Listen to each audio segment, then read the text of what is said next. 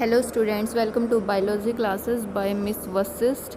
I am Meenu your science educator और आज की इस वीडियो के अंदर हम पढ़ेंगे क्लास 8 का साइंस का चैप्टर फोर्स एंड प्रेशर। तो ये आपका पार्ट 1 रहेगा। इसके अंदर हम हाफ चैप्टर करेंगे, बाकी का हम पार्ट 2 के अंदर करेंगे। ओके, तो चलो स्टार्ट करते हैं हम ये वाला पार्ट, फोर्स एंड प्रेशर। तो देखो जो हमारा लास्ट वाला टॉपिक था फोर्स, यानी कि जो फ्रिक्शन हमने पढ़ा था। तो फ्रिक्शन के अंदर मैंने बताया था कि जो हमारी फ्रिक्शन है वो क्या है, एक टाइप नॉन कॉन्टैक्ट फोर्स। तो उसके अंदर हमने फोर्स पढ़ा था ना, लेकिन इस चैप्टर के अंदर हम फोर्स को और डिटेल में पढ़ेंगे। तो देखो सबसे पहले क्या है force. It is defined as a push और अ पुल, यानी कि फोर्स क्या है, पुश या फिर पुल, यानी कि या तो हम किसी चीज़ को क्या करते हैं, अपनी साइड खींचते हैं या उसको धक्का मारते हैं। We often use the word force in everyday life for a push, pull, stretch and squeeze. हम फोर्स के लिए मोस्टली कौन सा वर्ड यूज़ करते हैं, जैसे पुश हो गया, पुल हो गया, स्ट्रेच हो गया, स्क्वीज हो गया, है ना। The following examples will make it clear, यानी कि देखो अभी एग्जाम्पल्स की हेल्प से हम समझते हैं कि हम फोर्स के लिए डेली लाइफ में कौन कौन से वर्ड कैसे यूज़ कर सकते हैं। जैसे फर्स्ट पॉइंट है इसके अंदर, to open the door from inside, क्या बोलते हैं हम, वी पुश इट। नेक्स्ट क्या, फिर to move a pile of rubbish, we push it with a broom. ठीक है, तो हम क्या करते हैं इसमें भी, हम यानी कि पुश करते हैं किसके साथ, ब्रूम के साथ। तो इसमें भी क्या हमारी फोर्स लग रही है। To move a lawn mower, a gardener pulls it, यानी कि जो हमारा लॉन मोवर होता है ना, हम उसको करने के लिए क्या करते हैं, जो यानी कि जो गार्डनर होता है वो क्या करता है, उसको पुल करता है, खींचता है उसको। To move a cart, a horse और बुल पुल्स इट, यानी कि अगर हमारे पास कोई कार्ट है, अगर हमें उसको मूव करना है तो क्या करेगा, जो हॉर्स होगा, जो बुल होगा, वो क्या करेगा, उसको पुल करेगा। ओके, तो इस तरीके से हम डेली लाइफ में फोर्स का यानी कि यूज़ करते हैं, लेकिन हमें मेन जो यानी कि एग्जैक्ट जो वर्ड होता है जैसे फोर्स, वो हमें नहीं पता है। हम इसके लिए पुल वर्ड यूज़ कर सकते हैं, बहुत बार हम इसके लिए पुश वर्ड यूज़ करते हैं। ठीक है, तो ये हमारी क्या है, फोर्स। यानी कि फोर्स को हम कैसे डिफाइन कर सकते हैं, it is defined as a pull और पुश, बस नॉर्मली यही है। अब आगे है हमारा इफेक्ट ऑफ फोर्स। तो देखो इफेक्ट ऑफ फोर्सेस में क्या क्या आता है हमारा, when a force is applied on a body it can have the following effects, यानी कि अगर कोई भी ऑब्जेक्ट है, फोर्स अगर हम उसके ऊपर लगाएंगे, यानी कि उसको या तो पुश करेंगे या उसको पुल करेंगे, तो उसका इफेक्ट क्या होगा। ठीक है, तो देखो फर्स्ट क्या है, a force can move a body originally at rest, यानी कि क्या बता रहा है कि जो फोर्स है वो क्या कर सकती है, एक बॉडी को मूव कर सकती है ओरिजिनली एट रेस्ट, यानी कि अगर वो रेस्ट पर है तब वो क्या कर सकती है, उसको मूव कर सकती है। कौन कर सकती है, फोर्स। देखो इसके अंदर एक्सप्लेन वे में देखो, अब the body at the rest is also called stationary body, यानी कि अगर कोई भी बॉडी यानी कि कोई भी ऑब्जेक्ट लगा लो, अगर वो क्या है, हमारा रेस्ट पर है बिल्कुल, यानी कि आराम से रखा हुआ है, तो उसको हम क्या बोलते हैं, वो कैसी पोजीशन में है, स्टेशनरी पोजीशन में। When a force is applied on a body originally at rest, यानी कि अगर कोई एक बॉडी, कोई एक ऑब्जेक्ट रेस्ट पोजीशन पर है और अगर हम उसको ऊपर यानी कि फोर्स अप्लाई करते हैं तो क्या होगा, इट बिगेन्स टू मूव, तो ये मूव करना स्टार्ट कर देगी। अब आप मान लो चेयर रखी हुई है, तो चेयर हमारी एकदम स्टेशनरी पोजीशन पर है। ठीक है, अब जैसे स्टेशनरी पोजीशन पर है वो, तो अगर हम उसके ऊपर धक्का लगाएंगे, हम उसके ऊपर फोर्स अप्लाई करेंगे, तो क्या हो जाएगा, वो मूव करना स्टार्ट कर देगी।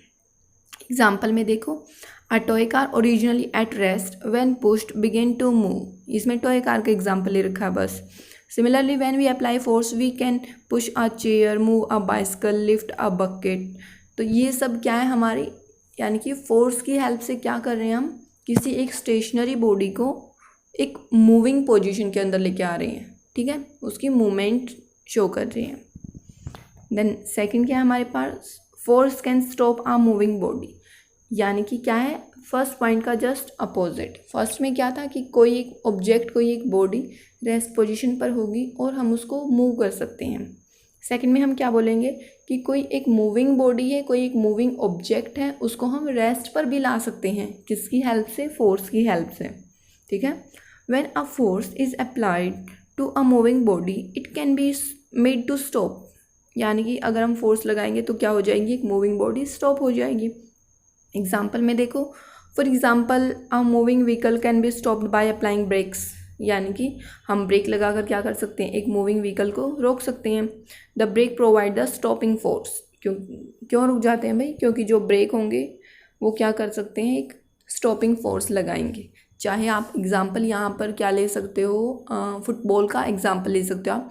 जैसे फुटबॉल को एक प्लेयर ने किक किया एक साइड से और दूसरी साइड से क्या किया, दूसरे प्लेयर ने फोर्स की हेल्प से यानी कि उसको रोक लिया अपने हाथों से या पैरों से, ठीक है, तो उसको क्या कर लेगा, वो रोक देगा, स्टॉप कर देगा। तो एक मूविंग ऑब्जेक्ट आ रहा था और वो उसने क्या कर दिया, स्टॉप कर दिया फोर्स की हेल्प से, ठीक है। ये हमारा सेकंड पॉइंट हो गया है। थर्ड पॉइंट क्या है फिर, a force can make a moving body move faster, यानी कि अगर कोई एक मूविंग बॉडी है, अगर हम उसके ऊपर और ज़्यादा फोर्स अप्लाई करते हैं तो वो क्या हो जाएगी, उसकी जो मूवमेंट है वो फास्ट हो जाएगी। वो देखो कैसे होगी, when a force is applied on a moving body in the direction in which the body is already moving, the body begins to move faster. For example, the speed of the cycle increase when more force is applied on our pedals by cyclist. The swing move faster when a person gives a push to it. इसके अंदर क्या बता रखा है कि जो हमारी अगर जैसे बाइसिकल है, यानी कि अगर जैसे बाइसिकल हम चला रहे हैं तो हम उसकी स्पीड को क्या कर सकते हैं, और फास्ट कर सकते हैं। कैसे, यानी कि अगर हम पैडल को और फास्ट घुमाएंगे तो क्या हो जाएगी, साइकिल हमारी और फास्ट हो जाएगी, है ना। उसी तरीके से आप फुटबॉल का भी एग्जाम्पल ले सकते हो, यानी कि अगर फुटबॉल जैसे मूव कर रही है और मान लो एक साइड जा रही है वो, तो उसी डायरेक्शन में अगर हम एक बार और उसको किक मार देंगे तो क्या हो जाएगी, उसकी जो मोमेंट है यानी कि जो उसकी स्पीड है वो और भी ज़्यादा फास्ट हो जाएगी, ठीक है। तो इस तरीके से फोर्स क्या कर सकती है, एक मूविंग बॉडी की स्पीड को भी इंक्रीज कर सकती है, उसकी स्पीड को भी फास्ट कर सकती है। ओके, अब नेक्स्ट पॉइंट है हमारा फोर्थ वाला, a force can slow down a moving body, यानी कि ये थर्ड का जस्ट अपोजिट है। फर्स्ट सेकंड एक दूसरे के अपोजिट थे, थर्ड और फोर्थ एक दूसरे के अपोजिट है। तो फोर्थ में क्या बता रखा है कि अगर हम फोर्स अप्लाई करते हैं तो अगर कोई एक मूविंग बॉडी है तो उसकी स्पीड है जो हम कम कर सकते हैं, यानी कि उसकी स्पीड स्लो कर सकती हैं। तो देखो कैसे, when a force is applied on a moving body in a direction opposite to the direction of a motion of the body. देखो एक वर्ड आया था ना पीछे, स्टेशनरी। स्टेशनरी का मीनिंग क्या बताया था वहाँ पर, कि कोई एक ऑब्जेक्ट, कोई एक बॉडी जब रेस्ट पर हो तो उसके लिए हम स्टेशनरी वर्ड यूज़ करते हैं, ठीक है। लेकिन उसका एक अपोजिट वर्ड आता है, जैसे अगर रेस्ट पर है तो एक मूव करेगी, उसका अपोजिट यही हो सकता है ना रेस्ट का। तो स्टेशनरी का अपोजिट क्या हो जाएगा, motion. Okay, motion, motion means movement. The body slow down, यानी कि इसने क्या बता रखा है कि अगर हम फोर्स अप्लाई करेंगे किस डायरेक्शन में, मान लो कि एक बॉडी है, एक ऑब्जेक्ट है, अगर वो मूव कर रही है और हम उसके अपोजिट डायरेक्शन में क्या लगा दे, फोर्स लगा दे, तो वो क्या है, थोड़ी सी स्लो हो जाएगी, है ना। या तो उसकी स्पीड कम हो जाएगी या बिल्कुल ही रेस्ट पर आ जाएगी। एग्जाम्पल में देखो, the speed of a moving vehicle is slow down by applying brakes. ये वही हमने पीछे ब्रेक्स वाली बात पढ़ी थी, स्टॉप वाले में भी। The brake provide a force in the direction opposite to the direction of the motion. देखो भाई, जब ब्रेक लगाते हैं, चाहे आप साइकिल के लगा लो, तो वो क्या कर रही है, जिस डायरेक्शन में वो मूव कर रही है उस डायरेक्शन में उस बॉडी को मूव करने से उसको रोकेगी। तो रोकेगी तो क्या होगा, स्पीड स्लो भी होगी या फिर बिल्कुल भी रुक जाएगी, है ना। तो ये क्या हो गया हमारा, कि जो फोर्स अप्लाई करके हम किसी भी मूविंग बॉडी की स्पीड को स्लो डाउन भी कर सकते हैं। ओके, अभी फिफ्थ है हमारा, a force can change the direction of a moving body, यानी कि जो फोर्स होती है वो क्या कर सकती है, एक मूविंग बॉडी की डायरेक्शन भी चेंज कर सकती है। इसके अंदर आपको एक एग्जांपल बताया था ना फुटबॉल वाला, देखो डायरेक्ट एग्जांपल के ऊपर आओ। The player kick a moving football to change its direction of motion, यानी कि जो इसकी डायरेक्शन ऑफ मोशन है, यानी कि मूव करने की जो उसकी डायरेक्शन है, जो कोई भी प्लेयर है उसके जस्ट अपोजिट क्या कर सकता है, किक लगा के उसकी डायरेक्शन को चेंज कर सकता है। ओके, सिक्स है फिर हमारा, a force can change the shape of the body, यानी कि फोर्स की हेल्प से हम किसी भी बॉडी की शेप को भी चेंज कर सकते हैं। कैसे कर सकते हैं वो देखो, when a force is applied on a body which is not free to move, यानी कि जब हम फोर्स को अप्लाई करते हैं किसी भी बॉडी पर तो क्या होता है, यानी कि जो मूव नहीं कर सकती, which is not free to move, it gets deformed, यानी कि क्या हो जाएगी वो डिफॉर्म्ड, यानी कि दोबारा से उसकी शेप में कुछ ना कुछ चेंज आ जाएगा। दैट इज़ द शेप और size of the body changes. Example में देखो, on pressing a piece of rubber foam, यानी कि हमारे पास कोई भी एक ऑब्जेक्ट है रबड़ का, आप ये मान लो कि रबर बॉल है हमारे पास, तो अगर हम उसको क्या करेंगे, प्रेस करेंगे, उसके ऊपर फोर्स लगाएंगे, तो क्या हो जाएगी, उसकी शेप है वो चेंज हो जाएगी। तो इस तरीके से क्या हो जाएगी, और उसका साइज़ भी क्या है वो छोटा हो जाएगा। यानी कि जो मूविंग नहीं है उसके ऊपर हम डायरेक्ट फोर्स लगा के क्या कर सकते हैं, उसको डिफॉर्म कर सकते हैं, यानी कि उसकी शेप को चेंज कर सकते हैं। किसकी हेल्प से कर सकते हैं, वो भी फोर्स की हेल्प से। Thus, from the above discussion, we can say that force is the cause that changes the state of the rest or state of motion of body or deformed it। यानी कि ऊपर वाले example में हमने क्या पढ़ा है कि फोर्स की हेल्प से ही हम किसी भी बॉडी का साइज़ या शेप चेंज कर सकते हैं, उसकी स्टेट चेंज कर सकते हैं। यानी कि अगर वो रेस्ट पर है तो उसको मोशन में ला सकते हैं, अगर वो मोशन में है तो उसको रेस्ट पर या फिर स्टेशनरी हम कर सकते हैं। ठीक है। नेक्स्ट है हमारा यूनिट ऑफ फोर्स, यानी कि जैसे यूनिट क्या होती है, यानी कि जैसे हम लेंथ को मेजर करते हैं ना, सेंटीमीटर के अंदर, मीटर्स के अंदर, फीट के अंदर, तो सेम तरीके से हमारी फोर्स की भी एक यूनिट होती है, एसआई यूनिट होती है। तो क्या होती है इसकी एसआई यूनिट, न्यूटन। इसके लिए हम सिंबल वर्ड यूज़ करते हैं एक एन। ठीक है, फोर्स की यूनिट क्या हो गई, न्यूटन, और इसके लिए सिंबल क्या हो गया हमारा, एन। ठीक है। अब इसके अंदर क्विक क्विज के अंदर क्या है, what is the standard unit of force. Standard unit अभी बताई क्या होती है ऊपर, न्यूटन। स्टैंडर्ड यूनिट यानी कि होल यूनिवर्स के अंदर हम यही मानते हैं। ठीक है, होल वर्ल्ड के अंदर हम यही मानते हैं इसकी यूनिट। जैसे हम लेंथ को फिट में भी कर सकते हैं, सेंटीमीटर में भी, मिलीमीटर में भी, लेकिन जो उसकी एसआई यूनिट है वो क्या है, मीटर और सेंटीमीटर। मेन तो उसकी मीटर ही है। तो सेम तरीके से हम फोर्स की एसआई यूनिट क्या लेते हैं, न्यूटन। नेक्स्ट टॉपिक है हमारा काइंड्स ऑफ फोर्स, यानी कि फोर्स के काइंड्स क्या क्या हैं, कितने टाइप्स की है जो फोर्स हो सकती हैं। अब वो देखो, force can be classified as contact force and non contact force, यानी कि फोर्स को हमने मेनली दो कैटेगरी के अंदर क्लासीफाई किया है, contact force and non contact force. अब वो देखो क्या होती है, contact force are those which are applied by actually touching the body, that is the object are in the physical contact with each other।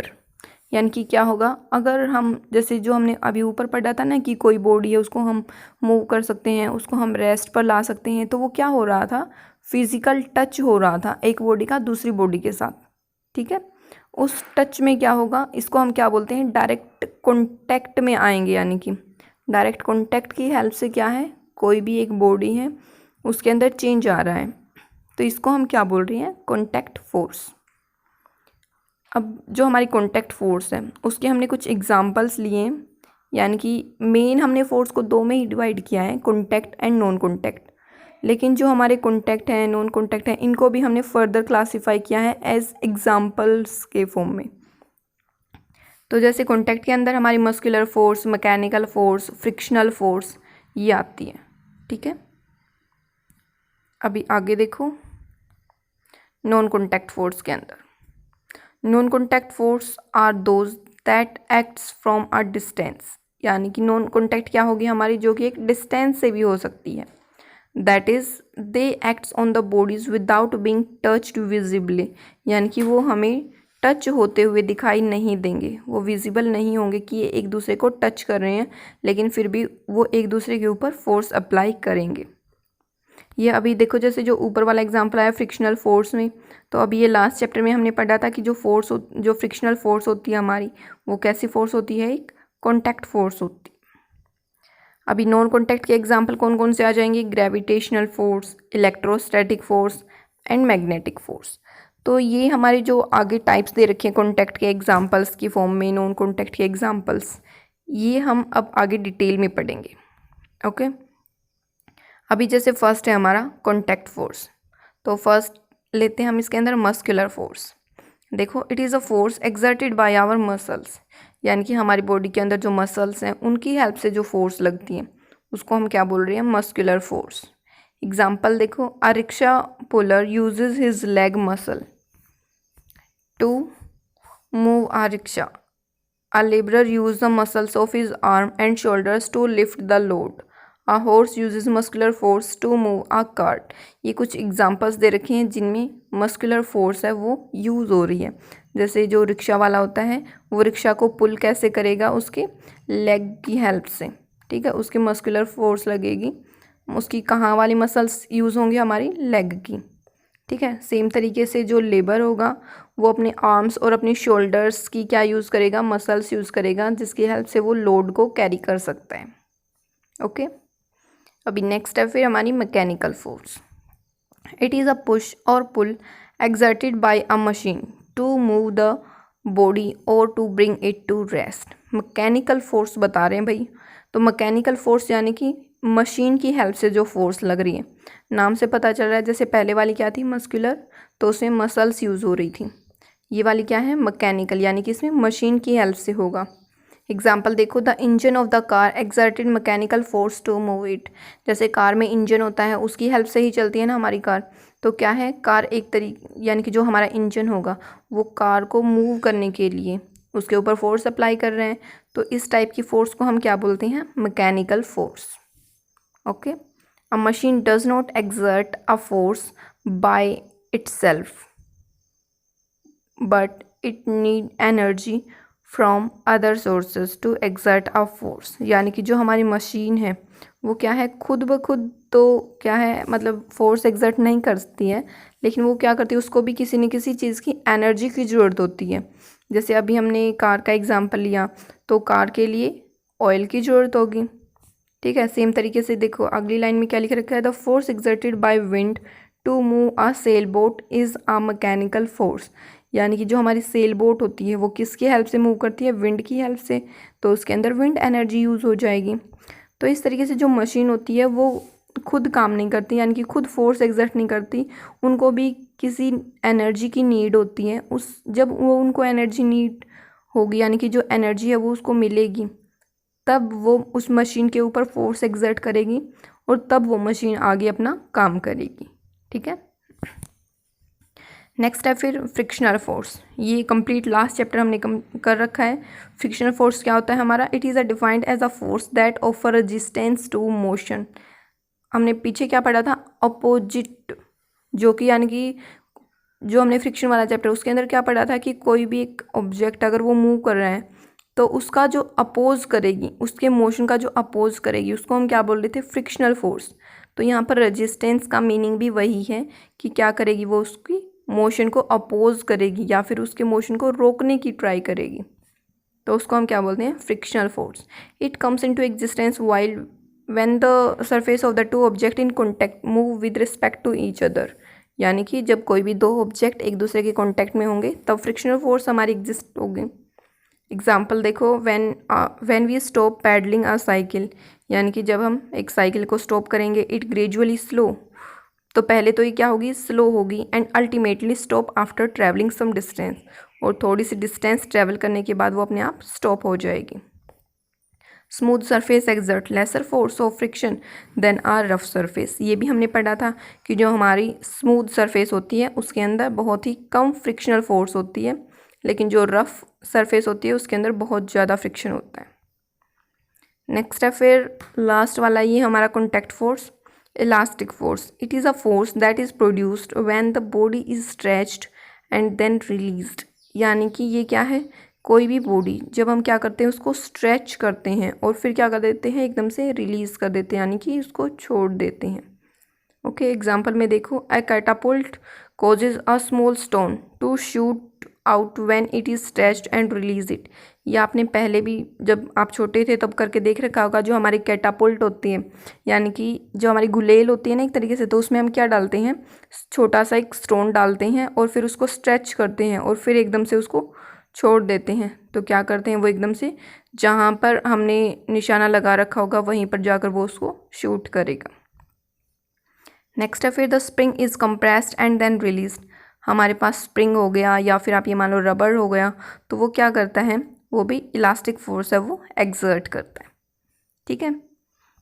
उसके बाद है हमारी, ये हो गई हमारी कंप्लीट कॉन्टैक्ट फोर्सेस। अब नेक्स्ट आता है हमारा नॉन कॉन्टैक्ट फोर्सेस। आज इस पार्ट के अंदर हम सिर्फ नॉन कॉन्टैक्ट फोर्स और कंप्लीट करेंगे, आगे का हम नेक्स्ट पार्ट में अपलोड करेंगे। तो नॉन कॉन्टैक्ट फोर्स देखो, सबसे पहले क्या है हमारा मैग्नेटिक फोर्स। तो मैग्नेटिक फोर्स देखो क्या होता है, द फोर्स ऑफ अट्रैक्शन और repulsion exerted by magnet is called magnetic force. ये भी आपने करके देख रखा होगा, अगर आपके पास दो मैग्नेट हों तो आप क्या करोगे, उनको एक दूसरे के पास लेके जाओगे तो वो क्या करेंगी, एक दूसरे को अट्रैक्ट करेंगी। और अगर हम उसको किसी दूसरी, यानी कि मान लो हमने उनके पोल चेंज कर दिए, यानी कि जो हमारे, जैसे आपको पता है ना कि जो हमारी मैग्नेट होती है उसका एक हमारा नॉर्थ पोल होता है, एक साउथ पोल होता है। अगर हम नॉर्थ वाले पोल को दूसरी जो मैग्नेट है उसके साउथ वाले पोल के साथ अटैच करके देखेंगे तो वो क्या है, एक दूसरे को अट्रैक्ट करेंगी। लेकिन अगर हम साउथ वाले को साउथ वाले के साथ अटैच करने की कोशिश करेंगे तो क्या है, वो एक दूसरे को रिपेल करेंगी, यानी कि एक दूसरे से दूर भागेंगी। तो इसको हम क्या बोलते हैं, मैग्नेटिक फोर्स। अब magnet attract material made up of iron, cobalt, निकल। ये आपको पता है कि जो हमारी मैग्नेट होती है वो कोई भी हमारा ऑब्जेक्ट अगर वो आयरन से बना है या फिर कोबाल्ट या निकल से बना है तो वो उसको अपने साइड अट्रैक्ट कर लेती है। नेक्स्ट है फिर हमारे electrostatic force. It is a force of attraction और repulsion between the two charged bodies. यानी कि ये भी हमारी एक तरीके की अट्रैक्शन और रिपल्शन फोर्स ही है, जो कि कब एक्सर्ट होगी, जब कोई भी दो चार्ज्ड बॉडी एक दूसरे के कॉन्टैक्ट में आएंगी। दो चार्ज्ड बॉडी कैसे आती हैं कॉन्टैक्ट में, वो अब आपको इस एक्टिविटी की हेल्प से पता लगेगा। तो वो पहले ये हम एक्टिविटी करेंगे। देखो फर्स्ट वाला क्या है, ये आपने पहले भी बहुत बार कर रखा है जब आप छोटे थे तब। तो देखो एम में क्या है, to demonstrate electrical force, electrostatic force आएगा यहाँ पर, चाहे इलेक्ट्रिकल फोर्स भी बोल सकते हैं। अब मटेरियल रिक्वायर्ड, यानी कि हमें एक्टिविटी परफॉर्म करने के लिए क्या क्या मटेरियल रिक्वायर्ड है। तो फर्स्ट क्या है, क्लीन कॉम, यानी कि हमें एक कॉम चाहिए। क्लीन का मतलब फ्री फ्रॉम ऑयल, यानी कि उसके ऊपर ऑयल नहीं होना चाहिए बस। And some bits of paper, और कुछ छोटे छोटे पेपर के बिट्स चाहिए हमें, पेपर के छोटे छोटे टुकड़े चाहिए। अब करेंगे कैसे वो देखो, take a clean comb free from the oil. सबसे पहले हमने कॉम लिया। सेकंड क्या है फिर, brush your dry hairs briskly with it, यानी कि सिंपल सी बात है कि हम अपने हेयर्स को ब्रश करेंगे, अपने हेयर्स को कॉम्ब करेंगे। थर्ड क्या है, now bring this com near the bits of paper and observe. फिर हम उस कॉम को क्या करेंगे, जो हमने छोटे छोटे पेपर के टुकड़े लिए हैं, छोटे छोटे पेपर के पार्ट्स लिए हैं, उनके साइड लेके जाएंगे और वो क्या करेंगे, एक दूसरे को। अब हम ऑब्जर्व क्या करेंगे वो देखो, यानी कि हमने सबसे पहले अपने हेयर्स में कॉम्ब किया और उसके बाद जो हमारे पेपर के टुकड़े हैं उनके पास लेके गए। तो क्या ऑब्जर्वेशन हुई, you would observe that com would attract the bits of paper, यानी कि जो पेपर के टुकड़े थे हमारे पास, पेपर के पार्ट्स थे, वो क्या हो जाएंगे, कॉम की साइड अट्रैक्ट हो जाएंगे। ठीक है। अब इससे क्या प्रूव होता है हमारा, यानी कि जो हमारी कॉम थी और जो हमारे पेपर्स थे वो क्या हो गई हैं, चार्ज्ड हो गई हैं। वो कैसे हुए वो देखो कंक्लूजन में, this happens because an electrical charge is produced in the comb when we brush our dry hair with it.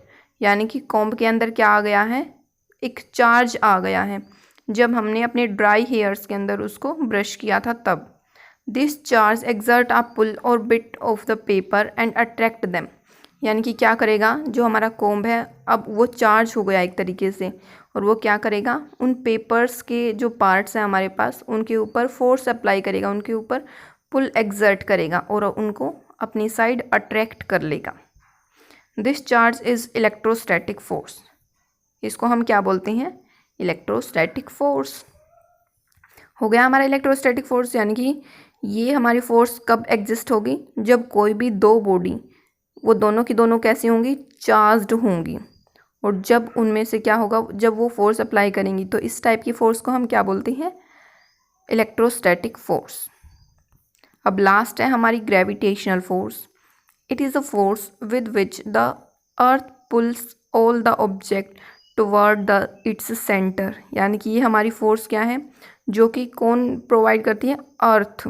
ठीक है, अर्थ ये फोर्स एक्सर्ट करती है और इसकी हेल्प से क्या करती है, सभी जो ऑब्जेक्ट हैं उनको अपने सेंटर की तरफ अट्रैक्ट करती हैं। एग्जाम्पल में देखो, for example a ripe fruit fall toward the ground from the tree and water falls down the hills etcetera. यानी कि जो हमारा राइपन फ्रूट्स हैं वो क्या होगा, हमेशा ये है कि जो ट्री पर लगा है तो वो हमेशा नीचे की साइड ही आएगा, ये नहीं है कि टूट के ऊपर चला गया। तो वो नीचे की साइड क्यों आता है, क्योंकि जो हमारी अर्थ है वो उसको अपनी साइड अट्रैक्ट करती है। ठीक है, इसी वजह से कोई भी चीज़ है, कोई भी ऑब्जेक्ट है, अगर हम उसको ऊपर की साइड फेंकते हैं तो वो हमेशा नीचे की साइड ही आती है।